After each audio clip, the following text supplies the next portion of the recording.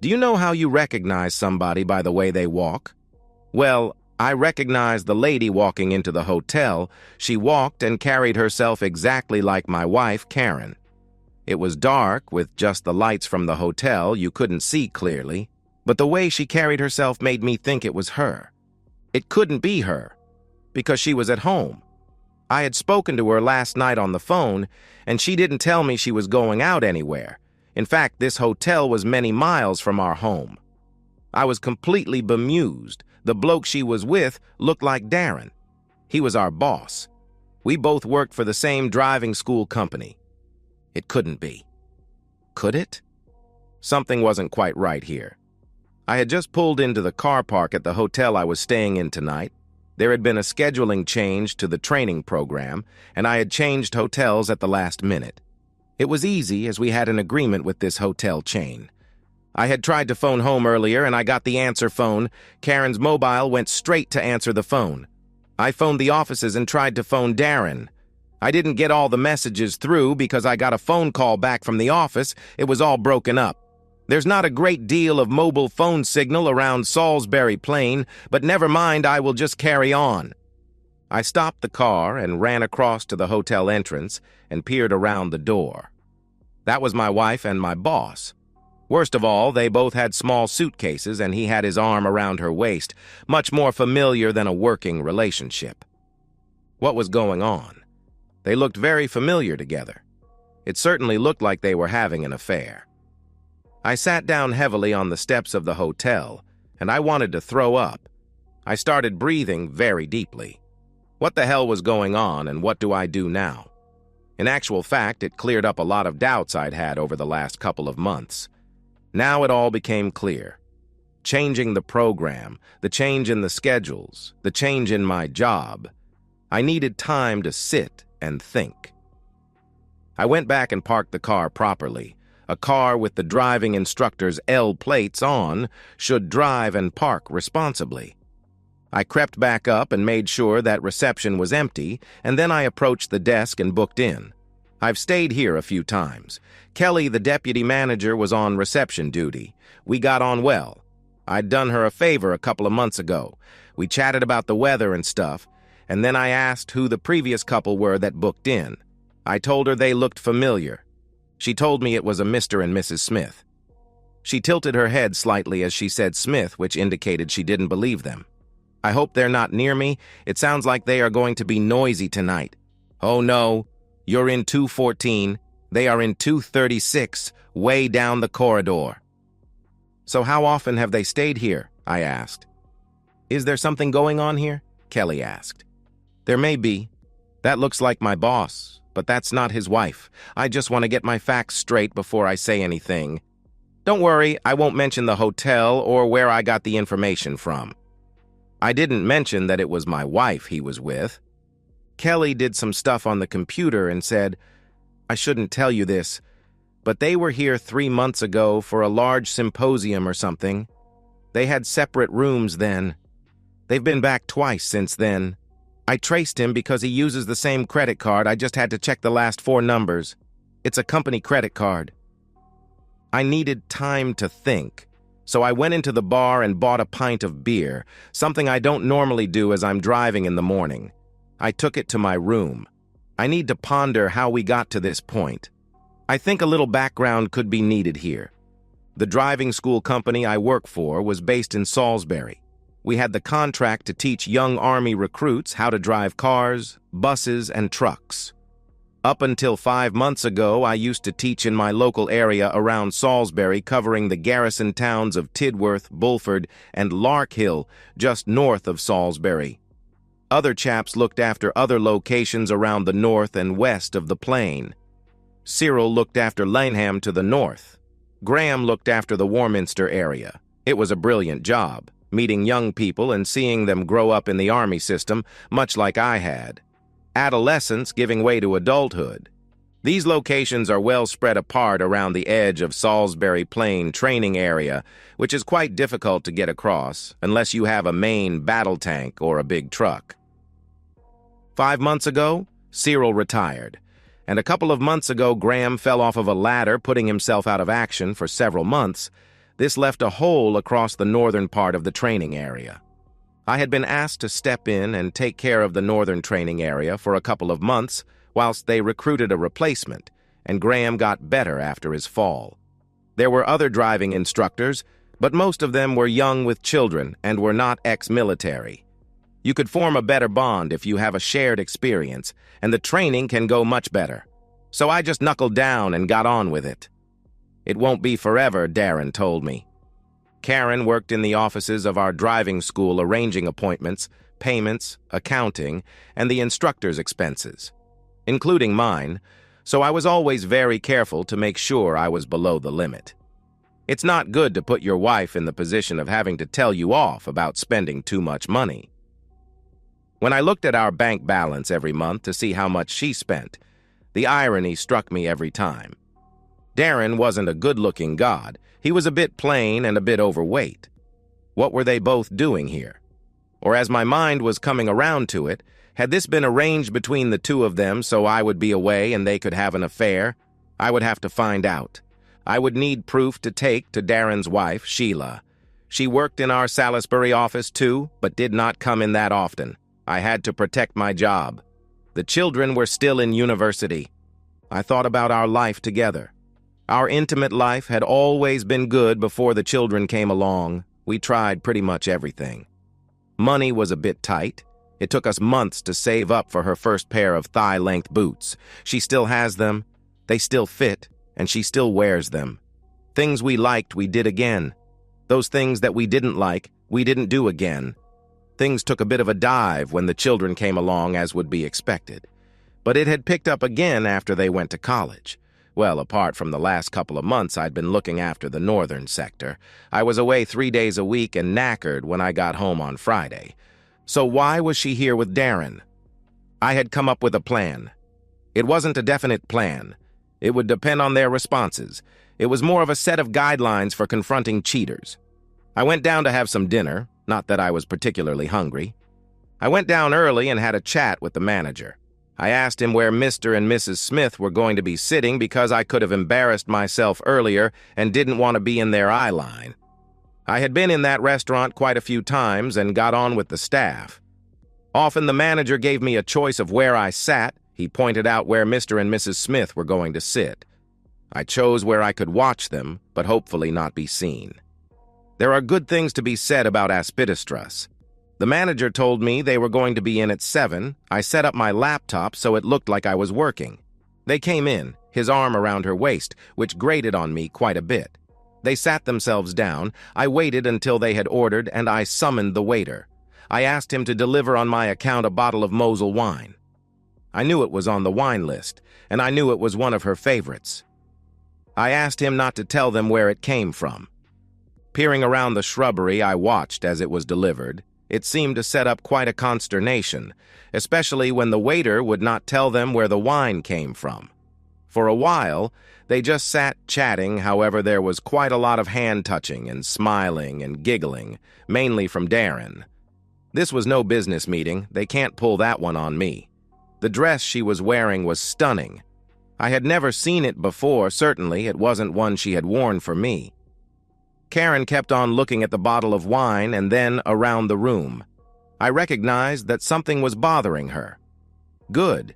It was approaching the time that I would normally phone her, 19:30 to 45. I wandered out into the hotel foyer and called her on her mobile. I could just see her from where I was. I saw her take her phone out of her handbag, she seemed to say. "I've got to get this, it's John." She took the phone and walked into the foyer where there was no sound of background music. I plugged the earphones in and turned the video recorder on. I should be able to talk to her and record at the same time, the wonderful inventions of these phones. At the time, I noticed some smart young man walking around videoing the hotel on his phone. I noticed him because he kept on getting in the way, so I couldn't see Karen. "Hello, sweetheart," I said. "Just a quick call. There has been a change in plan. I did phone the office, but I was told you'd gone home early. Anyway, how's your day going? Are you up too much? Sounds very quiet there. Have you not got the telly on?" "I've muted the telly. Just keeping busy. You know how it is, the house. Always something to do even if you're not here, my sweetheart. You sound funny. Are you on your normal phone? Yes, but I'm using earpieces so I can video and talk to you at the same time. I didn't know you could do that. What are you recording? There is some chap walking around videoing the hotel, so I am videoing him. She looked around and saw the guy taking video walking into the restaurant. Will she put 2 and 2 together and come up with 4? She had a quizzical look on her face. I plowed straight on. Are you sure you're at home? The noise in the background is not the same as when we are on the landline? Of course I am. It must be your phone. She was starting to look a bit agitated. I tried to phone you on the landline. You didn't pick up. I paused. I must have been in the garden. Sorry I missed it. That's okay. Obviously there is so much to do this time of year. Don't get too by doing too much. I said. She looked a bit taken aback by the F word, not a word I normally use. Look, I was going to tell you about the change of plan, but something has just come up. Can I give you a call later? Certainly, sweetie, just don't leave it too late in case I'm in bed. It's quite early. Have you got something interesting in bed? Another man, perhaps? I tried to say in a serious fashion. I think it came across like that. Oh, no, sweetie, you are the only man for me. Nobody else could match up to you.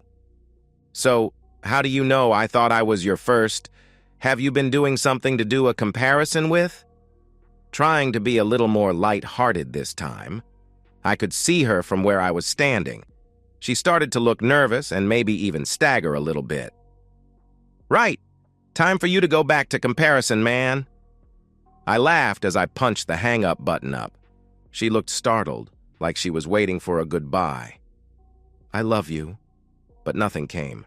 She held the phone in front of her, just looking at it. While she was doing that, she was facing away from me. This wasn't in the plan. I took the opportunity to walk up behind her and gently tap her on the shoulder. She turned, looked at me, gasped, and then collapsed on the floor. That was unexpected. It was hard, but I walked to reception to tell them a lady had fainted. I told them that I wasn't going to touch her as I didn't want to be accused of molesting a lady. However, one of the waiters saw her fall and rushed across. He picked her up and returned her to the table with Darren. Whilst I was at the reception, I asked who the chap walking around taking the video was. I was told he was an influencer. I had to ask what an influencer was, and I was told that an influencer is a person who goes around recording things, doing reviews, and putting them on YouTube. They did this in the hope of getting a free night's stay. Didn't work here, they had to pay for the room but got a free meal. Bloody silly idea if you ask me. I realized then the phones were still connected, so I could hear everything that was being said. I made sure I was still recording. I must have missed the hang-up button and in my haste, hit the mute button. Karen had recovered after the waiter took her back to her table. I made my way discreetly back to my table. I could just see them, but they were too intent on their problem to look around for me. John's here, Darren. John is here. He can't be. He's at Laneham. I saw him. He tapped me on the shoulder. 1 second I was talking to him on the phone. The next he was there. He can't find out about us. It would kill him. Hang on. Why would he do that and walk away? He would kill us. He can't find out about us. He paused. If he finds out, Sheila will find out and my marriage will be down the tubes as well. I'll phone him, Darren said, picking up his phone. If looks could kill, Darren would be dead right now. You should have thought of that when you started this, Karen reminded him. But he was never going to find out. Who sent us that bottle of wine? Someone who knows Schwarzkatz is my favorite. She paused. Something is not right here? Look, if he's here, we say it's a business meeting. Really? Don't be so stupid, dressed like this for a business meeting at 8 o'clock in the evening. And I've just told him I'm at home. We are doomed. Okay, we will say it's just the first time and it doesn't mean anything. We just got carried away.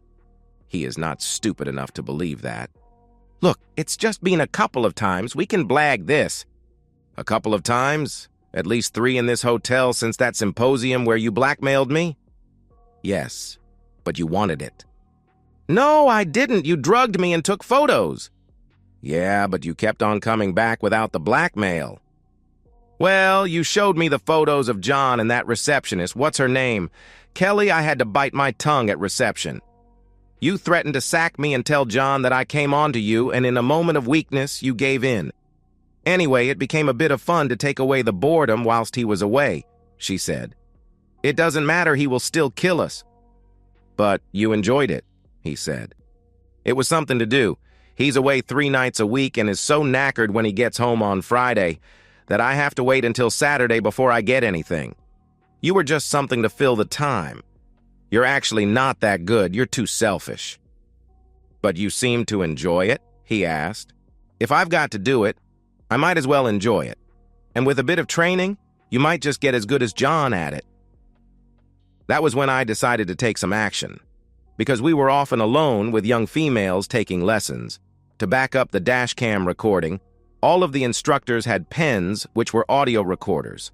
I set mine to record, stood up, and headed towards their table. I heard Darren say, "I'll phone him again." I hung up, but my phone was still recording. He must have hit redial because I was halfway to their table when my phone rang loudly and everyone looked at me, including Darren and Karen. She swooned for a few seconds and Darren just said, "Oh, f***." I sat down opposite them. I was noticed by everyone in the restaurant. I waited a few seconds for Karen to come around again, then said, "Killing you would let you off too easily. It will be much more painful than that." "John, it's not what it looks like," said Darren. "So, what the heck is it then?" "It's a celebration for the new contract that we've just got." I looked at Karen. She was looking at Darren with an incredulous look on her face as if to say, "What the heck are you talking about?" "Okay then, saying that I believe you, which I don't by the way, what the heck are you doing here so far away from Salisbury with the office girl and not your wife?" That got me a serious dirty look from Karen.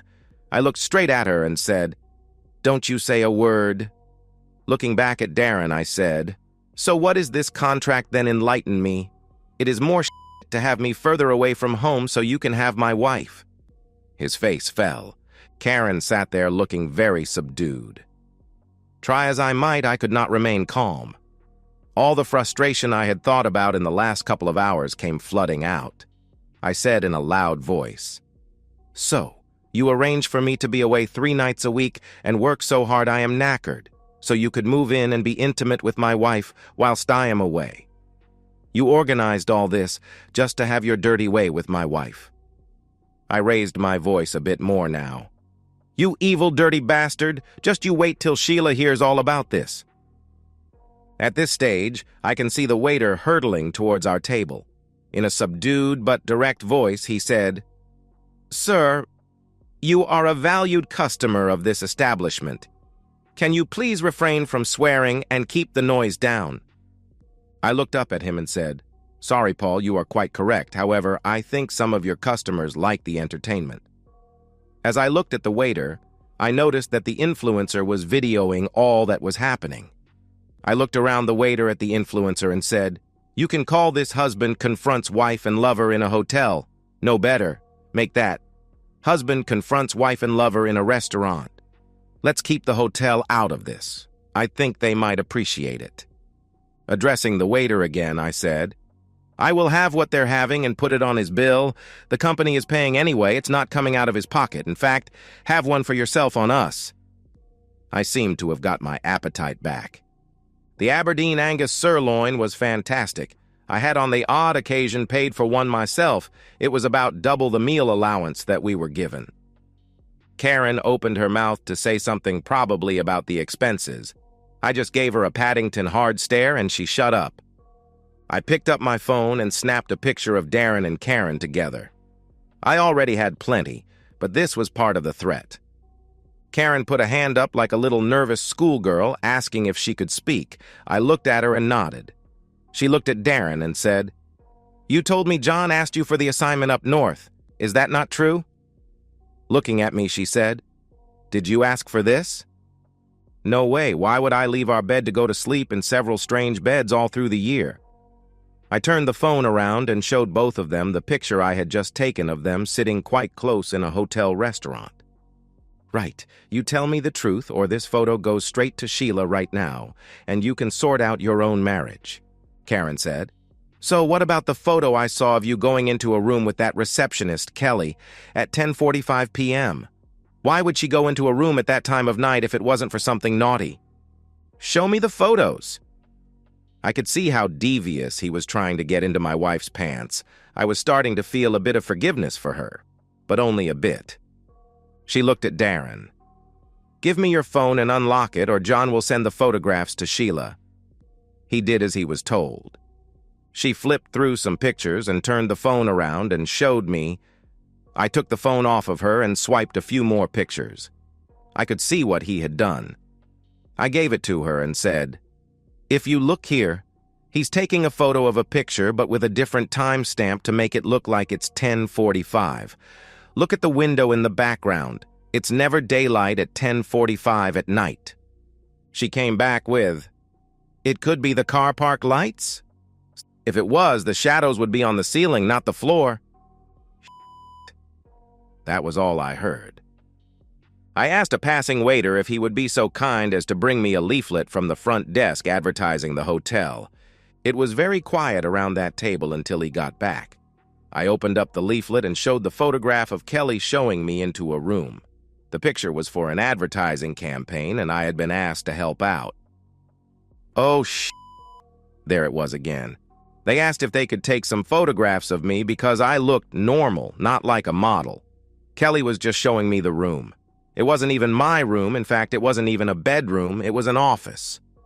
Karen's face took on a quizzical look. She slid away from Darren. I could see the cogs were going around in her head. She looked at Darren and said loudly, "So let me get this right. You sent my husband away and told me he asked for it when he didn't. You faked photos that he was having an affair. You drugged me, had your wicked way with me, blackmailed me by threatening my marriage and my job." I could see it had taken her a few minutes to come up with what had taken me a couple of hours to work. I am surprised the slap she gave him didn't break his jaw. The whole restaurant, including Mr. Influencer, looked at us, and it went deathly quiet. Mr. Influencer was still taking videos. She was about to take another swing at him. I was tempted to let her do it until I saw the waiter heading our way. I grabbed hold of her hand and said, "Calm down, or we will get thrown out, and I haven't finished yet." Seeing this, the waiter retired. Although the restaurant was very quiet, everyone was looking at us surreptitiously, waiting for the next event. They probably hadn't had so much fun in years. "Oh, it gets worse," I said. "I may have some of this a bit wonky, but here goes." At that, I reached across and took Darren's half-full wine glass and took a sip. "That's nice. You won't be needing this." "I like Schwartz cats, too," I said, putting the glass down in front of me. At this time, the waiter brought my steak as he laid it in front of me and said in a loud whisper, "Keep the noise down, or I will throw you all out." I took the hint. Being thrown out would not help me at all. I was the most aggressive, so it was probably my fault. I looked at him and said, "Sorry, Paul, I will be better behaved now I have my dinner." I think he was happy that I knew his name. Let's start off what I think is the beginning. Cyril retired, and Graham fell off a ladder. That gave you the chance to send me off to the northern sector, keeping me away from home for 2 days at least, and it turned out to be nearer 3. You knew I wouldn't let the company or the customer down. You used that to your advantage. You promised me you would recruit new people to replace Cyril and then sort out the workload better. I looked at Karen and asked, "How many interviews has he had in the last 5 months to replace Cyril?" "I don't know of any, but he told me you were happy with that and you're happy with the extra money." Money doesn't compensate for spending time away from home. I took a mouthful of my steak. It gave me time to think. "Has he even put an advert out?" "Not that I have seen," she said. "Right, second point. He invites you to a symposium on driving simulators. Don't you think his wife, who owns the company, would have been a better person to make those decisions than someone doing clerical work?" "But she was sick, so she couldn't go, and it was already booked. All he had to do was get an extra room." "Do you know why she was sick?" I asked. She had an allergic reaction. She is nut intolerant. How easy would it be for him to give her a bit of nut and make her sick? Not saying he did that. But with the things he did for you, I wouldn't put it past him. You poisoned your wife, you sick bastard. All through this diatribe, he had looked down into his lap. But then he looked up and said, I wouldn't do that to Sheila. I love her. Karen glared at him and said, Then why were you being intimate with me? With this outburst, she got up and came and sat next to me. She looked at me and said, I am so sorry. Can we talk about this? I ate another slice of the steak, looked at her and said, Later, maybe. We'll see. I had already pretty much made up my mind what I was going to do. Okay, tell me about the symposium and the blackmail. I've only got what I just overheard. Karen explained to me how although she had her own room, she woke up in Darren's bed naked with a massive hangover. She assumed that she had drunk too much, and he had put her to bed in his room because he was a gentleman. She thought no more about it. On the following Monday, he invited her out for a lunchtime coffee. He then showed her the photographs of her doing naughty things with him. He told her that if she didn't carry on, he would get her sacked, get me sacked, and blame her for coming on to him, and he was weak. He would throw himself on his wife's mercy. She always forgave him for his mistakes because she loved him, and almost certainly would for this one if he could put the blame on Karen. I was angry, but I needed to finish this off, so I tried to keep calm. I leaned across the table, grabbed his hand, and pulled it onto the table. I put the steak knife point down on the back of his hand. So, you drugged my wife and then her, you evil bastard. He was panicked. He looked at me and said, No, I did not her.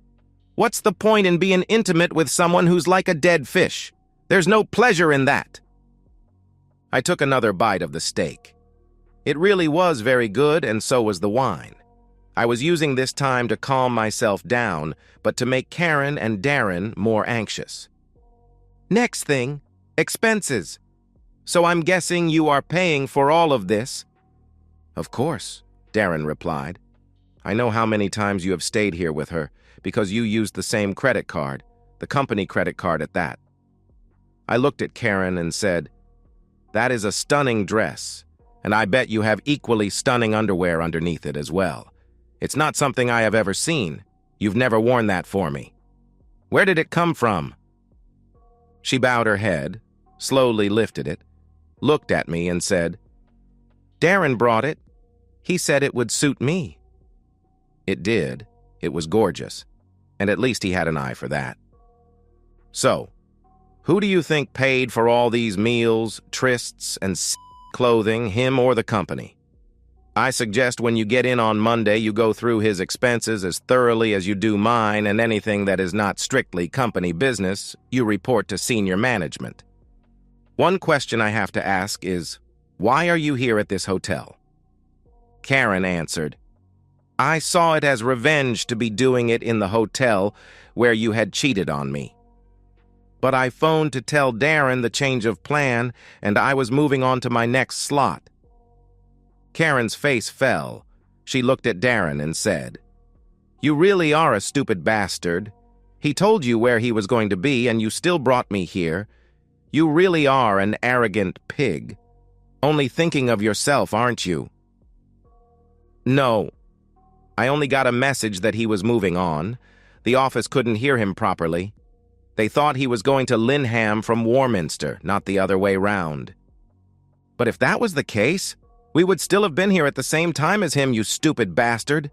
Karen spat back at Darren. But he hasn't followed my plan that I gave him. I let them argue as I was finishing my steak now, and I thought it was about time to wrap it up. Okay, let's sum this up. Firstly, you used my dedication to the company and customer to get me to do something I didn't want to do. You had me away from home 3 nights a week, and worked so hard I was so knackered on Friday that all I wanted to do was sleep. You lied to me about a replacement to look after Lineham. You didn't even put an advert out for a replacement. I continued. You drugged and then took compromising photographs of my wife so you can use them to blackmail her for more intimacy. You fabricated evidence to convince my wife I'm cheating on her. You used company funds to pay for your nights out and the presents for her. I think that's a misappropriation of company funds. I wonder what your boss, Sheila, would say about that. You did all that so you could be with my wife? Yes. He nodded his head gently. Karen looked at me with a furrowed brow. Did you say it was Sheila's company? A minute ago you said senior management. What do you mean by senior management? I thought Darren was the boss. It's his company. He's senior management. I shook my head. No, it's Sheila's company. She owns it. Her dad started it, and he left a clause that the jerk here doesn't get to own any part of it. He is a director, but it's not his company. But she never comes in. We only see her about 5 or 6 times a year. Well, despite him being an evil, cheating bastard, he does seem to be able to run this company and do a good job of it. She doesn't need to come in. But I bet she will be interested in him using the company money to the admin staff. I have never seen Karen's face so red with anger. She held her hand out to me and said, "Give me the key card to your room. Don't argue. Just give it to me." I had rarely seen her that angry, and I wasn't going to argue. I gave her the key card. I could book a different room later if I needed it. She ran from the restaurant like a whirlwind. I picked up the steak knife and started playing with it and said to Darren, "Now this is what you're going to do, or I will tell Sheila what you two have been getting up to. Tomorrow morning you are going to phone Sheila and tell her that I have been taken sick, and as you're in the area, you are going to pick up my training. I'm going to take the day off to see if I can remain married. When you get home tomorrow night, you are going to tell Sheila you had forgotten how enjoyable it was teaching and that you want to do more of it. To that end, every other week you will pick up my training schedule. Yes, I know there's a problem with continuity of training, but they'll get over it. You will then explain to Sheila that I will do your job whilst you are doing mine. That way, you have a succession plan, and should anything happen to you or Sheila, like you want to take a long holiday, or you have a serious accident." He didn't miss the threat in my voice. "You have somebody else who can step in, somebody who understands and can run the business for a short time." I carried on. "Think you can do that?" "I think so. It actually makes sense. But how can I trust you? How can I be sure you won't tell Sheila?" "You don't. You will have to trust me." "Do you think she will let me and Karen stay on? We would both be out of a job, or at least Karen. And we both like our jobs. And I can't be asked to start looking for a new job now." I poured myself another glass of the bottle of wine. That bottle of wine was more than my whole day's expenses. I just looked at him. "Well?" He had a little smile and said, "Yes, I think I can do that. It does actually make good sense. She might believe it." I didn't like that little smile he had. That was going to get wiped off. Just because we like our jobs doesn't mean that we won't bubble you to your missus, even if it does mean us losing our jobs. If we did lose our jobs, it would be fun going for unfair dismissal. It would shut you down. Next, you will write a letter to Sheila explaining everything you have done to get into Karen's knickers, including spending company funds.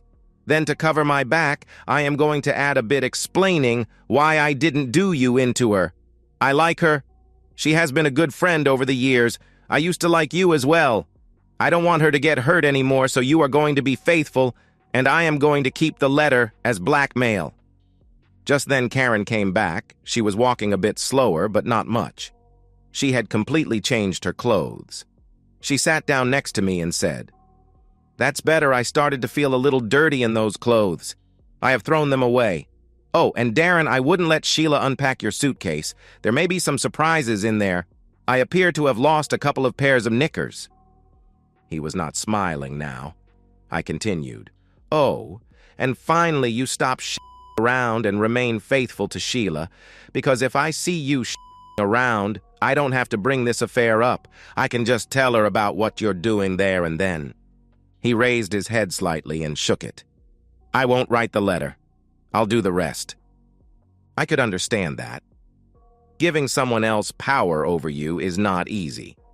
I picked my phone up. "Right then, I've recorded all this and it goes straight to Sheila." He held his hands up. No, stop. I'll do it. The letter wouldn't hold up in a law court. It doesn't have to, just in the court of Sheila. I leaned across the table, and with a sarcastic growl, I said, "Right now, boss, bug off and write a letter," jerking my thumb at Karen. "She has got to try and save her marriage." She grasped my arm and looked at me. "Is there a chance? Can we do that, really?" When I walked in here, there was no way in hell. But after listening to you two and what the devious bastard has done, there may be. But what I want to know is, how could you have the conscience to cheat on me with him? I said, pointing at Darren. At that point, he got up and left. I thought about that when I went to get changed, and I think I have a sort of an answer. Boxes, revenge, the excitement, lack of intimacy 4 days a week. I have been thinking about this. Actually, I haven't finished thinking, so some of this is going to come out mixed up, and some of it I have already worked out. But it's all jumbled up in my head. It's not going to come out in the right order. Firstly, I'm so sorry. Sorry for cheating on you, so sorry I hurt you, and so sorry we're here now like this. Whilst Darren tricked me, I must take some of the blame. I'm sorry, sweetheart, but some of this you're not going to like, but it's never been your fault. You have done nothing wrong. I don't know where to start. Let's just say revenge. When I saw you with that pretty young receptionist going into your room at that time of night, one thing crossed my mind. You were having an affair whilst you were away? I've just remembered this, but as he was showing me the picture, he was making innuendos about, why is that pretty receptionist going into your husband's room at that time of night? And I wonder what they could be up to. I'm sure it's completely innocent and nothing is happening. I now realize he was being very crafty and putting doubt and thoughts into my head. It didn't help, but you are here every week, and when you get home on Friday, you are too tired to make me happy. Now I know that was all made up. I opened my mouth to ask why she hadn't confronted me, but she leaned in quickly and kissed me, keeping me quiet. Please let me finish, darling. The next thing, I suppose, is, why did I carry on after I found out he drugged me and then blackmailed me? I should have come straight to you. I was worried about our jobs and paying for the kids' university. That's no excuse, that's what I should have done, but I didn't, and for that I'm sorry. That was a mistake. Sorry, sweetheart, this bit may be a bit painful. It's painful for me, so I'm not sure how bad it will be for you. I miss the intimacy. Since the menopause, I've been as randy as hell, and I wasn't getting enough. Oh, the helped, but it wasn't like the real thing. He sort of filled the gap. It was only once a month, but it seemed to take the edge off so I could be ready for you. A really shabby excuse, I know, but it's all I have. And there was the excitement. It was a little bit exciting to do it in the hotel where I thought you had cheated on me. Again, now I know that you didn't cheat makes me feel really I just opened my mouth again, but she put her finger to my lips and carried on. I don't want your sympathy. With my gullibleness and stupidity, I have brought this on myself. The gifts and presents didn't mean anything. I never used our stuff with him or the stuff he got me with you. She looked down. I have never done anything with him that won't do for you. In fact, we only ever had normal intimacy. He's not very good. She paused, taking a sip of wine. While I was thinking about that, I came up with the reason for how I could do this. I'll have to explain later. I will admit to being a bit lonely, and it is nice to be around someone you know, and that you were his friend, which probably makes it worse. I cheated on you with a friend. Oh, the dinners were nice. He's a good company. His jokes aren't that bad. And there was the revenge bit as well, and it was a bit exciting. She gave me a little smile. But he is in bed. He gets me off. But it doesn't have the buzz. I don't feel completely satisfied. I think him buying me clothes helped me keep it in separate boxes. How could I do it? We may have to check this with a psychologist, but I think I put everything in little boxes. One box was my work life. Oh, by the way, nothing happened there. The big box was my life with you, and a very small box was my cheating with him. I think in my mind I separated them all out when I was with him. I didn't see the other two, so they didn't matter. When I was with you, The workbox was slightly open, but his was firmly shut. It's as if the cheating didn't happen. I could shut it out. I can't really explain it any other way. I am really sorry, sweetheart. I felt bad about cheating on Sheila, but I used the excuse that I was protecting her by keeping it to myself. Another little box, I suppose. She took a mouthful of wine. I'm sorry, sweetheart. I seem to have gone on for quite a while. How can I make this up to you? Can we get over this? I really do love you. Can you please forgive me? I know forgetting will be hard, but I will do my damnedest to help you forget. I will do anything. Can we go up to your room so I can start making it up to you? After what I've heard, I've already decided to forgive you. But you're right. Forgetting will be hard. Yes, we can go up to my room, but there's no way in hell I'm going to be where he's been for the last couple of hours. All that's left to do is sleep, and I'll let you know when I'm ready. Again, there was a little smile. Oh, sweetie, we were so late getting here because of your phone call. There was no time for any of that. The last time he was with me was over a month ago. You're the last person I made love to. This may not be important, but even when we did, even though I didn't need to, I made him wear protection. I didn't want any of his seed inside me. And there was no kissing on the lips, only the cheek. I thought to myself there were some things I could have done better. I should have stood up to him when he had me come to the north of the plain. I should have asked how the recruitment was going. However, she was right. A lot of the fault was hers, but mainly his. I told her what I had arranged with Darren for not telling Sheila, and that I would be home all week every other week until we got a replacement, and that I would be with her in the office for that week, so we might have to do some catching up there. That should give her a bit of excitement. I stood up and held my hand out to her. Okay, let's get you started on making it up to me. It was 3 weeks later as Karen and I were walking into the office, a little bit late because we'd been a bit naughty. All our workmates were gathered around somebody's laptop. Some of them were aghast and some were giggling.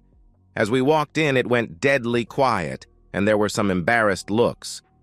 Okay, what's so funny and now the silence and the embarrassed looks on your faces? I said. Come on out with it. John, one of the longest-serving members of the team, said, We found something on YouTube that looks like you and Darren having a ding-dong in a restaurant. It looks a bit serious. It's one of 4 and we're only halfway through the first one. I guess we better not look at the rest. Karen spoke up at this point. We can't tell you what to do. I'm going to be embarrassed because I messed up. And you're going to find out what happened and why Darren is only here every other week. But I plead with you, please don't tell Sheila. Don't tell Sheila what? She was standing right behind us. Oh, heck, Karen and I said at the same time.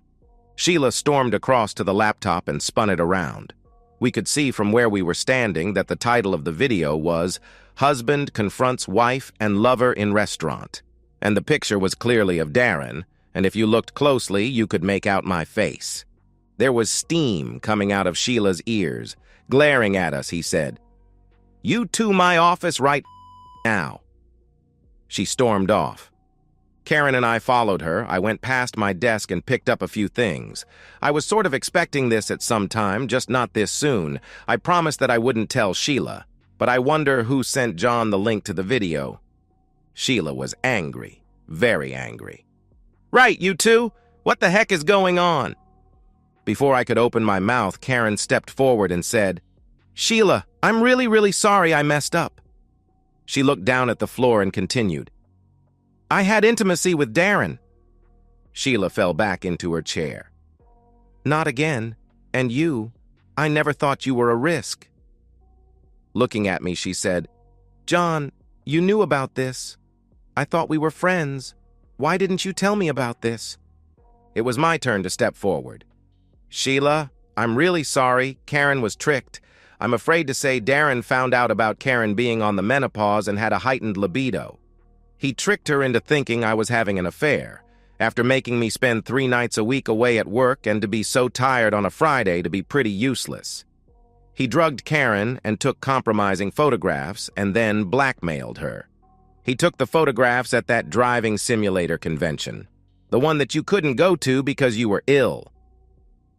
Most of the fight seemed to go out of Sheila, so I took the opportunity to sit down and place Darren's letter and a memory stick and my pen recorder on the desk in front of her. Karen sat down as well. Sheila, it is because you are a friend. We didn't know what to do.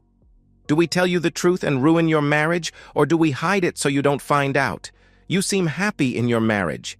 I got Darren to write down exactly what he had done to Karen to get her to cheat on me. He signed that. Karen and I then explained the reasons why we did not tell you. Karen wanted to tell you, I didn't. I know what the pain is like, and I didn't want to put you through that. We didn't know he'd done it before. We thought this was a one-off. I threatened Darren that if he cheated on you again, I would tell you about it. Here are the audio and video recordings of that meeting you saw on YouTube. I suppose it was you who got him to go back to instructing? Yes. I wanted to spend some time at home to give us time to sort out our marriage. Now I have the whole story. I have forgiven Karen mostly. Karen gave me a dirty look, pretty upset about the mostly comment. Sheila said, You two had better get out. I have got some thinking to do. We left. Karen left it for about half an hour and then took coffee to Sheila. She knocked gently on the door, and when she got no answer, she quietly opened it and looked into Sheila's office. She quickly disappeared inside. Some nasty thoughts crashed into my head. I rushed to the office to see Karen hugging Sheila, who was crying her eyes out. Karen waved me across, and we had a three-way hug. After 2 or 3 minutes, Sheila seemed to give herself a shake, pushed us away, and said, Thanks, I needed that. Looking at us both, she said, I've just finished reading and listening to what you left me. I need to think even more now, so back off out again. I gave her hand a little squeeze and said, We are really sorry, Sheila. Then we left. Just as we reached the door, Sheila said, Thanks for the coffee, Karen. I appreciate it. I might need another one in 20 minutes. That sounded like forgiveness, or at least an olive branch for what she'd done. The office was very quiet for the rest of the day. Suddenly, Darren burst through the door and headed to my desk, at speed. I could see what was going to happen. I stood up with both hands up and said, I didn't tell her. Blame Mr. Influencer and YouTube. He veered away and went straight to Sheila's office. He didn't knock, but went straight in, closing the door behind him. If possible, the office got quieter. 10 seconds later, there was a slap so loud it was like a sonic boom. Those walls are very thin. You're a cheating, lying bastard. With one of our staff, our friends, you humiliated me. You're fired. You couldn't miss Sheila's tone. You can't fire me for that. No, I am firing you for misappropriating company funds. But I love you. It was just a bit of fun. It didn't mean anything. Sheila got even louder. What, you risk our marriage and your job for a bit of fun, and our friend's marriage as well? You do realize Karen can hear you. There was another slap, nearly as loud as the first one. And that is for Karen, because she is too nice a person to do it to you. She obviously hadn't picked up that Karen had done just that. Probably not as hard, though. The shouting stopped, but there was obviously a lot of talking going on, and it seemed one way. If she had just fired Darren, then we would have been down 3 instructors. That was not going to be fun. About half an hour later, Sheila left the office followed by Darren. She pointed to Cyril's old desk and said to Darren, Sit there and shut up. She looked around the room. Okay, you lot. You know what has happened. There are going to be some changes. Firstly, Darren has been fired, but we can't afford to be down so many instructors, so I have rehired him as a basic wage instructor.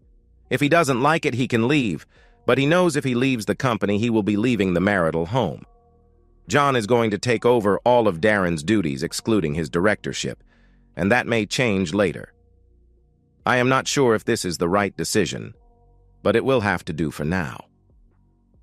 Karen, every day Darren is going to bring you the SD card from his tracker and dash cam. I will be grateful if you would carry out random checks to ensure he is where he is supposed to be. If you have any doubts that he isn't, you are to tell me immediately. And can you please cancel all the contracts with the hotels he will be coming home daily? John, you know the area. Work out a schedule so he doesn't get too tired. Karen, you won't need to check his expenses. I have removed them. He will have to pay for everything out of his own pocket until he has made good what he stole from the company. He will give you all of his receipts. Will you keep track of his spending, please? It was now Darren who looked down in the dumps, totally humiliated and under the thumb of his wife. I gathered that divorce was still on the cards. As much as I wanted to take physical revenge, I also didn't want to be down another instructor and risk losing the contract with the Army. I am a patient man. I wasn't traveling so much now. Karen wanted to make it up to me for what she had done. I did not object. But now we have time for the excitement she wanted. I gave her excitement, as the office stationery store may be able to attest to. At times, we may have gone a bit far. We were asked to leave a department store in town. Who would have thought they would have CCTV in the changing rooms? That's an invasion of privacy. A loud, authoritative voice saying, "Please open the door. We know what you are doing in there." I mentioned this to the security guard as we left. "We don't. Can we just say that your wife is not very quiet?" As he held the shop's front door open for us, he whispered to me, "Nice one, mate." Whilst that voice may have deflated my working parts and dented my libido, it did the opposite for Karen's. We headed to the nearest park and managed to find a secluded spot to finish off. We found a copse where we could not be seen. I was not going to get done for indecent exposure, so I spun her around and faced her away from me. When she recovered and her legs could take her weight, she looked at me and said, "We need to get you home, as I have work to do." With these words, she stroked my fly. We went home, to a very happy home. And that's the end of today's story. If you enjoyed it, please give this video a thumbs up and drop a comment below. Your support helps the algorithm push my content further. If you're new to the channel, don't forget to hit that subscribe button. It really helps me keep creating more stories for you. Thanks for watching, and I'll see you in the next one.